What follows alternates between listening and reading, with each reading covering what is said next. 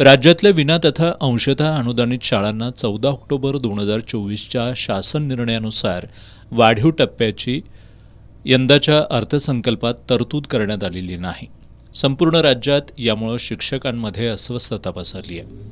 शिक्षण खात्याला मिळालेल्या निधीपैकी शिल्लक रकमेतून या शाळांना निधी देता येणं शक्य आहे, असं असून सुद्धा सरकार फसवणूक करत असल्याचा आरोप करत शिक्षक संघटनांच्या वतीनं संपूर्ण राज्यभरात आज जिल्हाधिकारी कार्यालयांसमोर आत्मदहन करण्याचा इशारा देण्यात आला होता. त्यानुसार नांदेड, धाराशिव, छत्रपती संभाजीनगर, जालना यासह अनेक जिल्ह्यांमध्ये शेकडो शिक्षकांनी एकत्र येत अंगावर पेट्रोल ओतून घेत आत्मदहनाचा प्रयत्न केला. पोलिसांनी प्रसंगावधान दाखवत या सर्वांचा जीव वाचवला. मुंबईतल्या आझाद मैदानावर हजारो शिक्षक मंत्रालयाच्या दिशेनं जात असताना त्यांना पोलिसांनी आधीच रोखलं. मुख्यमंत्री आणि अर्थमंत्र्यांनी तात्काळ लक्ष दिलं नाही तर आंदोलन आणखी तीव्र करू असा इशारा शिक्षक संघटनांनी दिलाय.